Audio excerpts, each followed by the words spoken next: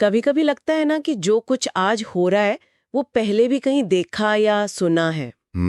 जैसे इतिहास की कोई पुरानी कहानी फिर से दोहराई जा रही हो। बिल्कुल, ये एहसास कई लोगों को होता है। आज हम जिन स्रोतों पर बात कर रहे हैं वो इसी दिलचस्प सवाल के तहत तक जाते हैं कि क्या इतिहास सीधी रेखा में आगे बढ़ने की बजाय चक्रों में घूमता है। हाँ बिल्कुल, इन विचारों का जो आधार है वो है द फोर्थ टर्निंग सिद्धांत। The fourth turning? जी, इसके मुताबिक खासकर जो पश्चिमी समाज हैं उनका इतिहास लगभग हर 80 से 100 साल के चक्रों में, मतलब साइकिल्स में आगे बढ़ता है। 80 से 100 साल? हाँ, पुराने जमाने में लोग इसे सेक्युलम कहते थे। सेक्युलम? हाँ, सेक्युलम।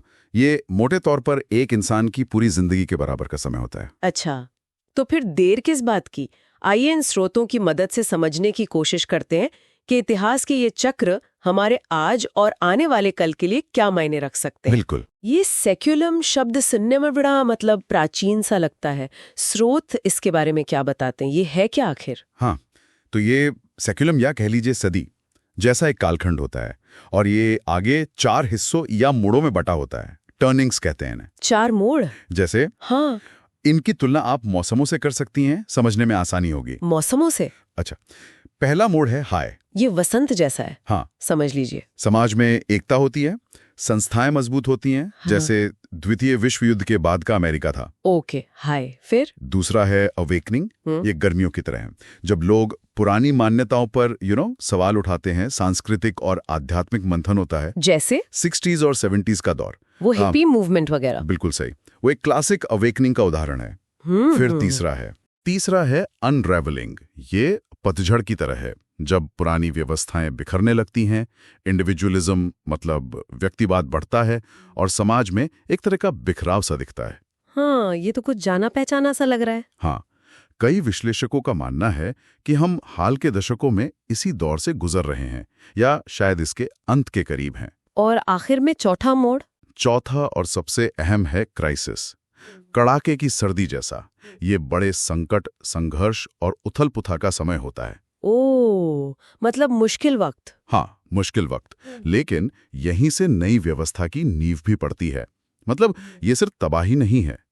इन स्रोतों का दावा है कि पिछले 500 सालों के एंग्लो अमेरिकी इतिहास में ये पैटर्न बार बार दिखा है। ये सुनना बहुत दिलचस्प है, क्योंकि आमतौर पर तो हम इतिहास को एक सीधी रेखा में बढ़ते हुए देखते हैं ना। सही कहा। जैसे सब कुछ लगातार बेहतर होता जा रहा है, प्रोग्रेस। ये विचार तो उस सोच को बिल्कुल चुनौती देता है। बिल्कुल देता है। ये जो रेखिक प्रगति वाली सोच है, जो खासकर ज्ञानोदय, एनलाइटमेंट के बाद ज्यादा हावी हुई, वो हमें इतिहास के इस चक्रीय पहलू से, इन पैटर्न से एक तरह से दूर कर देती है। और इन चक्रों को असल में आगे बढ़ाने वाली शक्ति वो है पीढ़ियां, जनरेशंस। पीढ़ियां? वो कैसे? देखिए, हर मोड़ जो है वो खास तरह के हालात पैदा करता है, और वो हालात उस दौर में जो पीढ़ी पल बढ़ रही है उसके चरित्र को, उसके नजरिए को गढ़ते हैं। अच्छा, तो मतलब हर पीढ़ी का एक खास चरित्र बन जाता है जो इन मोड़ों को प्रभावित करता है। स्रोत किस तरह की पीढ़ियों की बात करते हैं? कुछ खास तरह की? हाँ, इन स्रोतों के अनुसार मोटे तौर पर 4 तरह के पीढ़ीगत आर्केटाइप उभरते हैं। मतलब 4 तरह के मूल पैटर्न। 4 तरह के? कौन कौन से? ये चक्र के अलग अलग मोड़ों में मुख्य भूमिका निभाते हैं। जैसे एक है प्रॉफिट पीढ़ी। ये मूल्यों पर, विजन पर फोकस करती है और अक्सर अवेकनिंग लाती है, जैसे बेबी बूमर्स। Okay, profit. फिर आती है नोमैड पीढ़ी। ये ज्यादा यथार्थवादी, प्रैक्टिकल होती है और अनरेवलिंग के दौर में जवान होती है, जैसे जनरेशन एक्स। नोमैड, ठीक है। इसके बाद आती है हीरो पीढ़ी। ये समूह में, कलेक्टिव एक्शन में यकीन रखती है और क्राइसिस के दौर में एकजुट होकर चुनौतियों का सामना करती है, जैसे वो पीढ़ी जिसने द्वितीय विश्व युद्ध लड़ा, ग्रेटेस्ट जनरेशन जिसे कहते हैं। हीरो पीढ़ी। और चौथी? और फिर आती है आर्टिस्ट पीढ़ी। ये संवेदनशील होती है, फ्लेक्सिबल होती है और अक्सर हाई के दौर में समाज को स्थिरता और बारीकियां देती है। तो हर पीढ़ी का चक्र में अपना एक खास किरदार होता है। ये तो काफी व्यवस्थित लगता है। और इन सब में सबसे नाटकीय, सबसे ज्यादा असर वाला वो चौथा मोड़ लगता है, क्राइसिस का दौर। स्रोत इसे इतना महत्वपूर्ण क्यों मानते हैं? हाँ, क्योंकि यही वो समय है जब समाज एक निर्णायक मोड़ पर खड़ा होता है। या तो वो बिखर जाता है या फिर एक नए, ज्यादा मजबूत रूप में उभरता है। जैसे अमरीकी क्रांति थी या सिविल वॉर या फिर वो महामंदी और द्वितीय विश्व युद्ध का दौर, ये सब ऐसे ही निर्णायक क्राइसिस के दौर थे। लेकिन क्या ये सिर्फ बाहरी घटनाओं जैसे युद्ध या आर्थिक संकट की वजह से होता है? स्रोत ये कहते हैं कि ये बाहरी घटनाओं से ज्यादा समाज के अंदरूनी ताने बाने और पीढ़ियों के आपसी रिश्तों से तय होता है। मतलब ये सिर्फ तबाही का वक्त नहीं है, बल्कि पुराने ढांचे को गिराकर कुछ नया बनाने का, रीबिल्ड करने का मौका भी होता है। अच्छा, मतलब विनाश भी और निर्माण भी। बिल्कुल। जैसे द्वितीय विश्व युद्ध की राख से ही तो अमेरिका एक वैश्विक ताकत बनकर उभरा।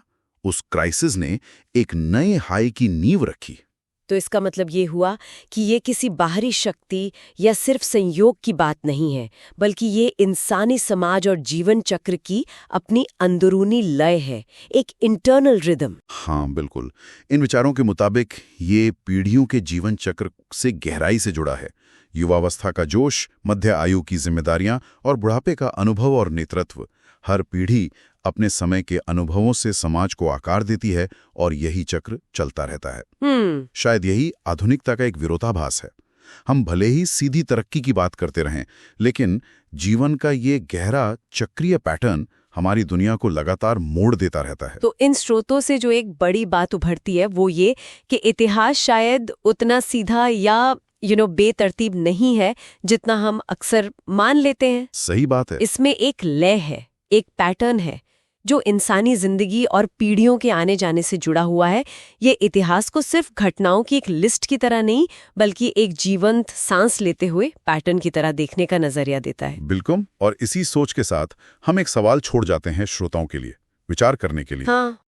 और अगर इतिहास वाकई इन चक्रों या मौसमों में चलता है, और जैसा कि ये स्रोत इशारा करते हैं कि हम शायद तीसरे मोड़ यानी अनरेवलिंग के अंत की तरफ हैं, तो ये जानना कि अगला मोड़ यानी चौथा मोड़ क्राइसिस शायद दरवाजे पर हो सकता है, ये हमें आने वाली चुनौतियों और अवसरों के लिए किस तरह तैयार कर सकता है?